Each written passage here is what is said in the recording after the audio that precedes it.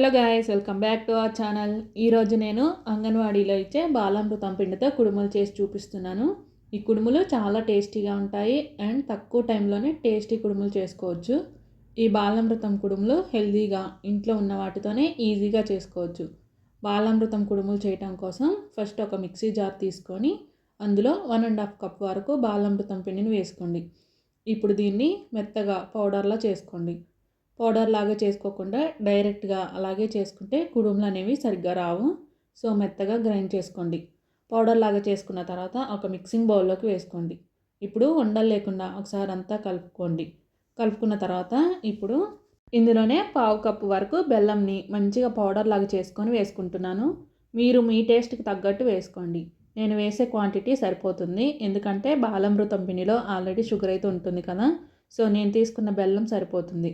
బెల్లంని నేను వేసిన క్వాంటిటీలో వేసుకుంటే మరీ స్వీట్ ఎక్కువగా ఉండదు, అలాగే మరీ తక్కువ కూడా ఉండదు, కరెక్ట్గా సరిపోతుంది. బెల్లం వేసుకున్న తర్వాత కాచి చల్లార్చుకున్న పాలని పోసుకోండి. పచ్చిపాలు వేయకండి, కుడుములు టేస్ట్ బాగోదు. అలాగే కుడుములు ఎక్కువ రోజులు కూడా ఉండవు, పాడైపోతాయి.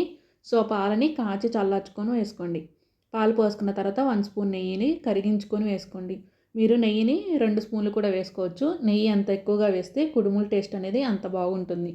అన్నీ వేసుకున్న తర్వాత ఇప్పుడు ఇదంతా కలిసేలా కలుపుకోండి. పిండి కలుపుతుంటే చిన్న చిన్న బెల్లం ముక్కలు ఉంటాయి కదా, వాటిని కూడా మెత్తగా నలుపుకుంటూ కలుపుకోండి. నేను ఇందులో వేసుకున్న పాలు సరిపోయాయి. పాలు ఒక్కసారి అన్నీ పోయకుండా కొద్ది కొద్దిగా పోసుకుంటూ కలుపుకోండి. పిండి మరీ జారుగా ఉండకూడదు, చూసుకోండి. నేను వీడియోలో చూపిస్తున్నట్టు కన్సిస్టెన్సీలో పిండిని కలుపుకోండి. తర్వాత పిండిని కొద్ది కొద్దిగా తీసుకుంటూ ఉండలుగా చేసుకోండి. వీటిని మీకు కావాల్సిన సైజులో ఉండలుగా చేసుకోవచ్చు. నేను ఒక నిమ్మకాయ సైజులో చేశాను. పిండిని అంతా ఉండలుగా చేసుకోండి. వీటిని ఇలా కూడా తినొచ్చు, చాలా టేస్టీగా ఉంటాయి. కానీ ఇలా చేసేవి ఎక్కువ రోజులు ఉండవు అనమాట. సో స్టీమ్ చేసుకుంటే 3 to 4 days వరకు ఉంటాయి. ఇప్పుడు వీటిని స్టీమ్ చేయడం కోసం ఇడ్లీ పాత్ర తీసుకొని అడుగున కొద్దిగా వాటర్ని పోసుకోండి. వాటర్ పోసుకున్న తర్వాత ఇడ్లీ వేసుకునే ప్లేట్ ఉంటుంది కదా, అది తీసుకోండి. కింద ప్లేట్ని నార్మల్గా ఉంచండి. ఇంకొక ప్లేట్ని తీసుకొని కొద్దిగా ఆయిల్ కానీ నెయ్యిని కానీ అప్లై చేసుకొని, నేను ఇక్కడ నెయ్యినైతే అప్లై చేసుకున్నాను. ప్లేట్ అంతా నెయ్యిని అప్లై చేసిన తర్వాత చేసి పెట్టుకున్న లడ్డూల్ని ప్లేట్లో పెట్టుకోండి. నేను చేసుకున్న లడ్డూలు ఒక ప్లేట్లో సరిపోయాయి. లడ్డూలు ఎక్కువగా ఉంటే ఇంకొక ప్లేట్లో వేసుకోండి. అన్నీ ఇలా పెట్టుకున్న తర్వాత ఇడ్లీ పాత్రలో పెట్టుకొని గట్టిగా మూత పెట్టుకొని తర్వాత స్టవ్ మీద పెట్టుకోండి.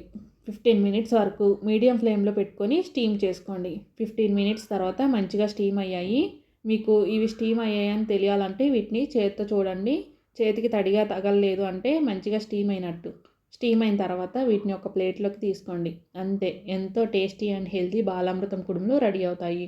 నేను చెప్పిన కొలతలతో అలాగే నేను చూపించిన ప్రాసెస్లో బాలామృతం కుడుములను మీరు ట్రై చేయండి. ఎలా వచ్చాయో కామెంట్ చేయండి. వీడియో నచ్చితే లైక్ చేయండి, షేర్ చేయండి, సబ్స్క్రైబ్ చేసుకోండి. బాయ్.